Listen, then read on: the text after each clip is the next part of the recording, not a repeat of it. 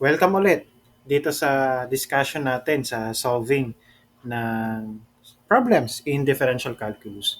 So ito medyo review ito ng ating mga topics na diniscuss na rin dun sa mga previous lessons natin. So, nasa na ba tayo ngayon? I think we are on problem number 7, no? Balikan nyo na lang dun sa previous sa mga videos diyan yung solution dun sa problems 1 to 6. So, marami na tayong na-discuss dyan ng mga concepts, mga fundamental concepts sa pag-solve ng mga derivatives at limits. So, kumbaga comprehensive na ito. So, ngayon, dito sa problem number 7, we are going to solve. This is a fraction. No? We have a function.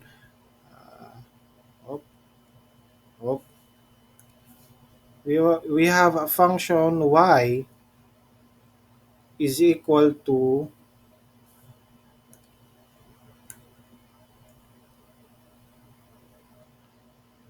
quantity 1 plus x squared, no? Then quantity 3 minus 2x, then raised to cube. There are two ways to solve this, to find the derivative of this function, no? Yung pinaka-obvious talaga is to use yung quotient rule. Okay? But then, we will find out later, gagawin natin yung isa pang solution. No? Actually, pwede kasi itong gamitan ng product rule, which is more easier. Kumbaga, more convenient gawin yung product rule kumbaga kung compared to quotient rule. Bakit? Kasi sa product rule, ang formula lang natin is the first function times the derivative of the second function plus the second function times the derivative of the first function. Unlike sa quotient rule, ang formula natin is denominator times the derivative of the numerator minus. No, kailangan tatandaan natin yung minus.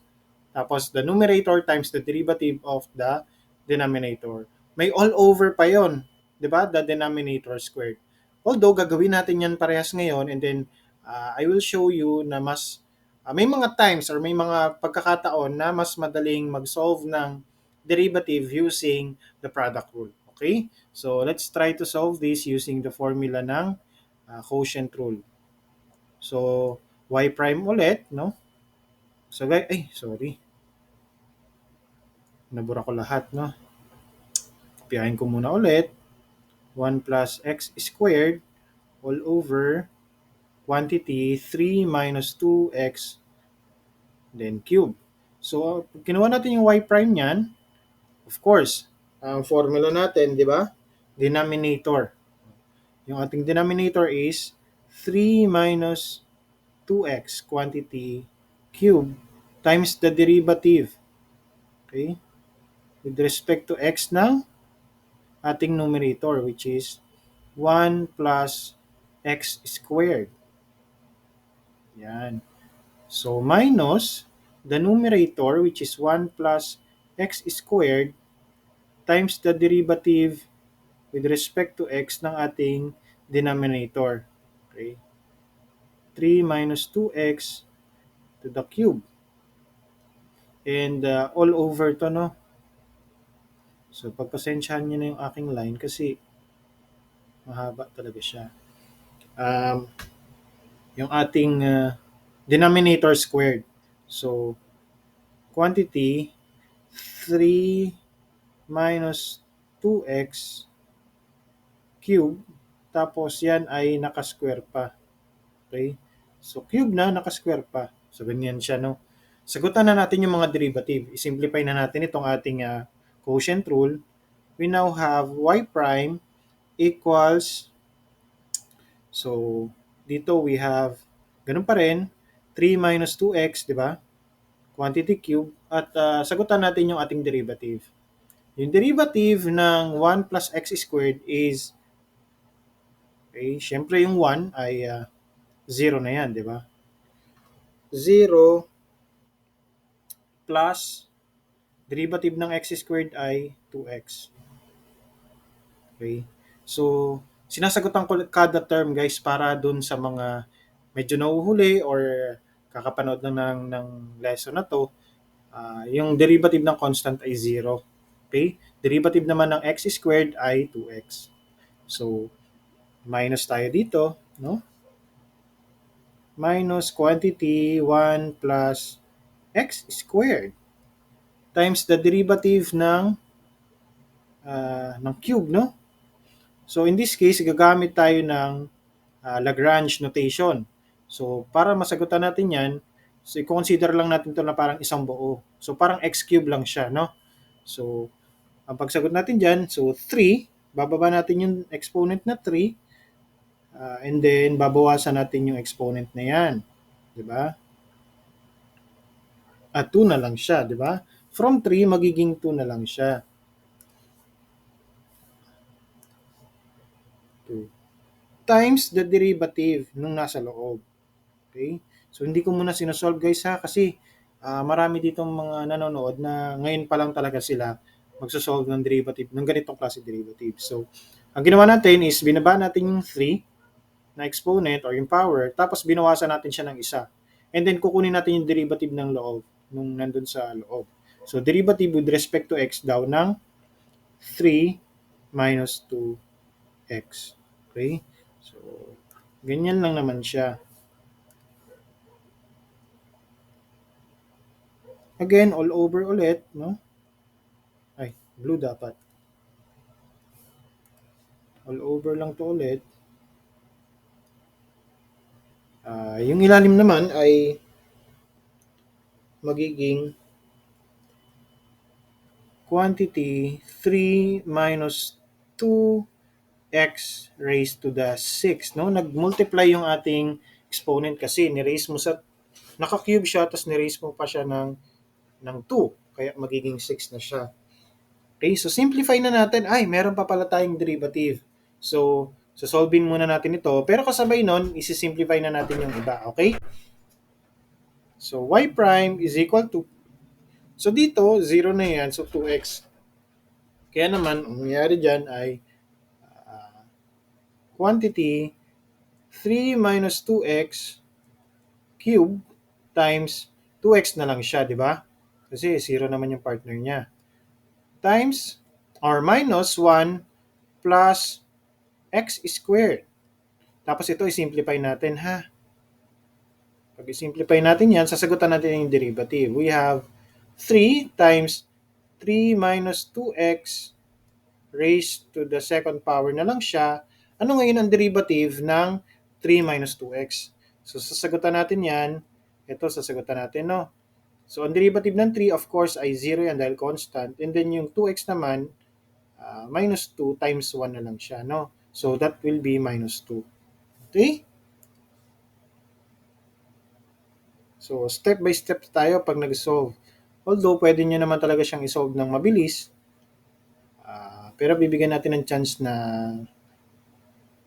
makasabay yung mga classmates natin or yung tropa natin na nahuhuli. Yan. Ngayon, kung isi-simplify pa natin to actually, na minus 2 lang naman yan, so magiging minus 6, di ba? So, kung yan ay magiging minus 6, okay?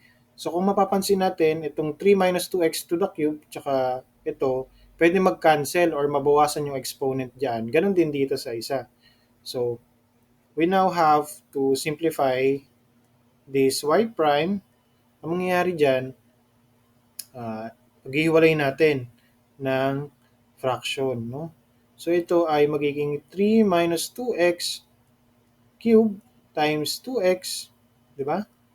Then sa ilalim niya is 3 minus 2x to the 6 minus, ganun din sa kabila, no? 3 minus 2x raised to the 6 power. Then dito na naman sa ibabaw, we have quantity 1 plus x squared times, simplify natin ito nasa loob, that will be um, negative 6, di ba? So, yan. That will be negative 6 times 3 minus 2x quantity squared. Yan. So, simplify pa natin, mag-cancel yung ibang mga values dyan or exponents. Katulad dito sa una, nag-cancel na to, no? So, ito magiging 0, ito magiging 3. Kaya, ang mangyayari dyan, 2x all over quantity 3 minus 2x raised to the third power na lang siya. Plus, no? Magiging plus na to kasi negative 6, no? Simplify na natin. Tapos, mag-cancel na rin itong 2 tsaka yung sa 6. Kaya matitira dito sa denominator is 4 na lang siya. So, we have 6 times 1 plus x squared. And then, dito sa baba, magiging 4. We have 3 minus 2x raised to the fourth power. So, yan yung ating sagot. Okay? Yan. Tama. Ngayon, we also have the the choice to solve this using product rule, no? So, yung sa product rule, i-rewrite lang natin tong equation na to into this form. So, this is y is also equal to quantity 1 plus x squared times 3 minus 2x raised to the negative 3. So, yung ating, pag nasa denominator ka, tapos merong power, pwede siyang gawin ganito. So, in that case, yung ating another solution will use the product rule. Di ba?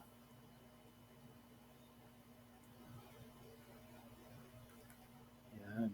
So, yung ating solution, yung ating y prime is equal to the first function, di ba?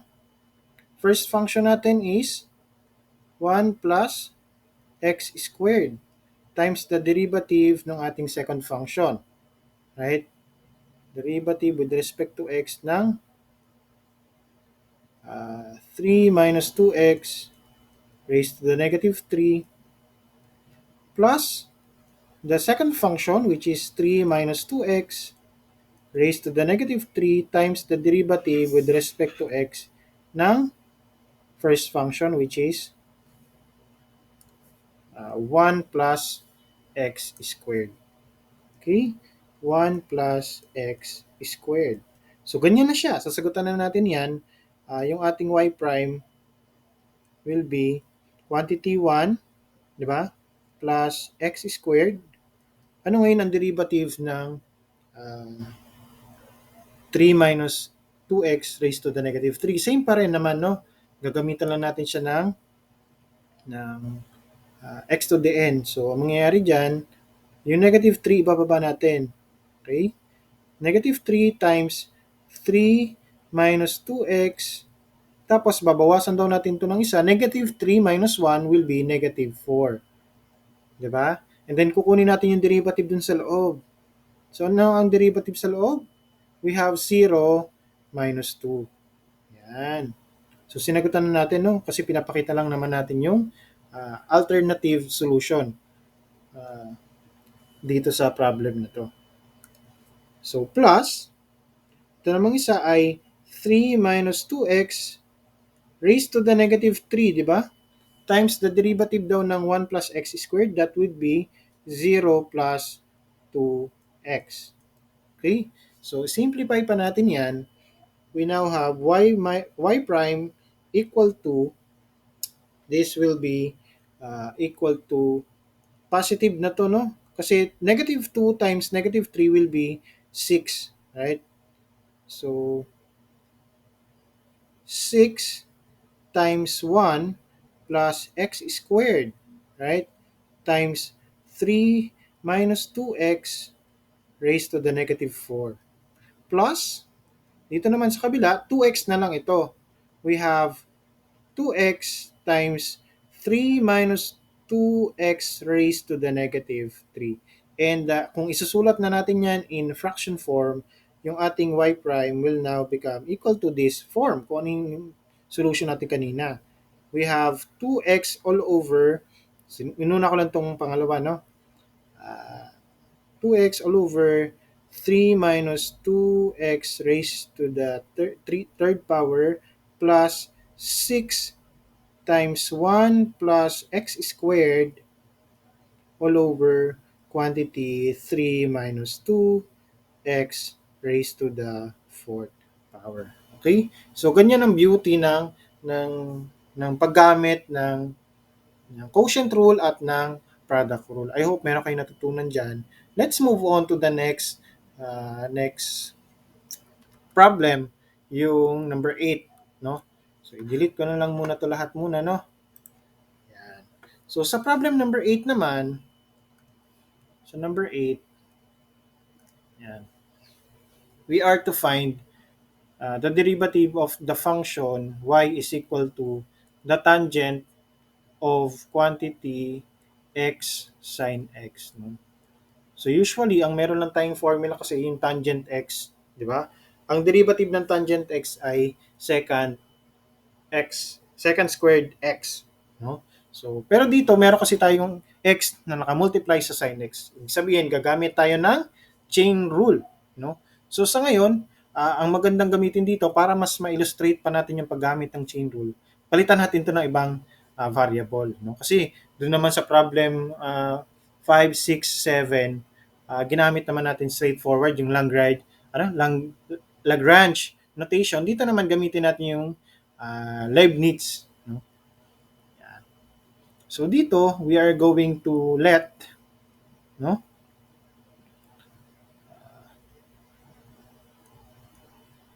let let's say u equal to x sin x. Ano ibig sabihin niyan? Papalitan daw natin to ng u. Therefore, kailangan natin kunin yung du dx. Okay? Bakit? Kasi ang principle na chain rule is that yung para makuha natin yung dy dx, di ba? Which is yung ating y prime, equal yan sa product ng dy du times du dx. Okay? So, kailangan natin kunin yung du dx nito. Okay? So, ang du dx netong formula na to ay first function, no? First function times the derivative. So, first function natin is x times the derivative of sin x, di ba?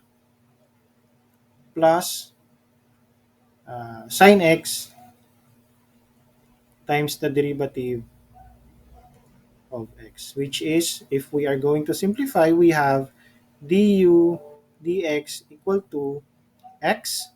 Ano ang derivative ng sin x? Okay, that is cosine. Oops. Siyempre, pag kumukuha ako ng derivative, pinapalitan ko yung kulay para ma-gets ninyo na ako ay kumuha ng derivative. Okay? So, ang derivative ng sin x ay cosine x. So, plus na yan ng quantity sin x, di ba? Times, ano ang derivative naman ng x? It is 1. No? So, kung isi-simplify natin yan, ang sagot natin is x cosine x plus sin x. Okay. So, yan pa lang yung du dx natin. Di ba? Kailangan naman natin kunin yung dy du. Kaya naman, yung ating y kanina, di ba? Tatabi muna natin yung du dx natin. Balikan natin yung y. No? Y is now equal to tangent ng u. No? Kasi nga, pinalitan natin yan. Kaya naman natin ginamit yung u para palitan talaga yung nandun sa original function. Siguro gawin natin green para mas intense. So itong y ngayon magta-transform na yan.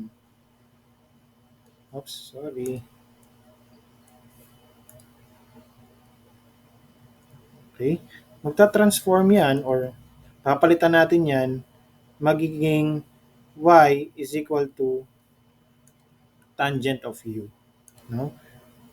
Y is equal to the tangent of quantity u na color blue kasi yun yung ginamit ko kanina.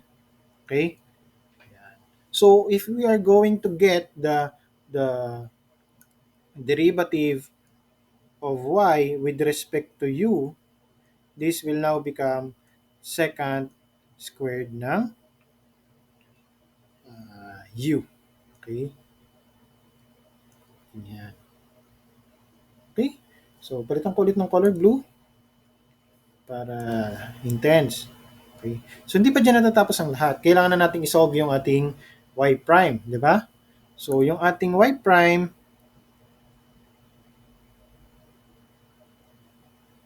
is also equal to the derivative of y with respect to x, which is also equal to the derivative of y with respect to u times the derivative of u with respect to x. Ano ba yung ating derivative of y with respect to u?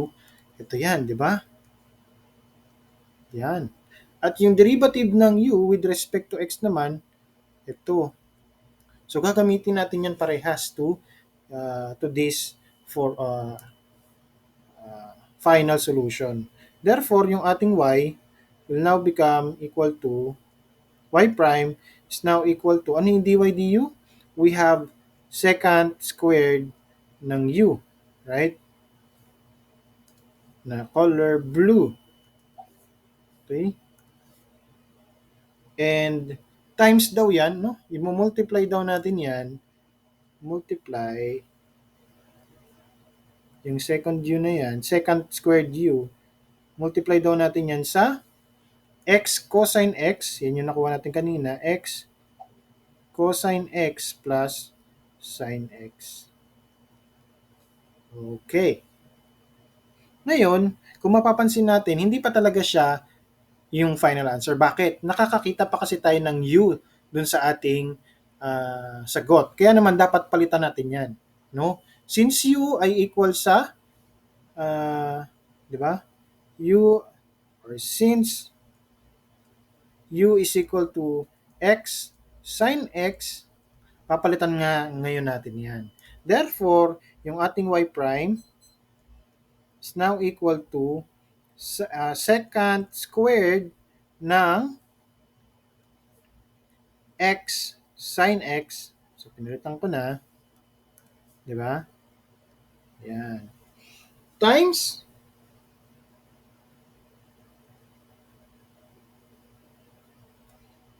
x cosine x plus sine x. X cosine x plus sine of x. So, yan yung ating final answer. No? Yan. So, that's it. No? That's about it. Meron pa tayong 9 and 10 na isi-solve naman natin in the next part ng ating presentation, no? So dito sa 9 and 10 gagamit pa rin tayo ng chain rule, no? Pero magkakasama na yung trigonometric, quotient rule, tapos meron tayong polynomial sa loob. So medyo challenging tong part na to, kaya wag niyong palampasin na ma-skip itong 9 and 10. Okay? So maraming salamat. See you on the next part ng ating presentation.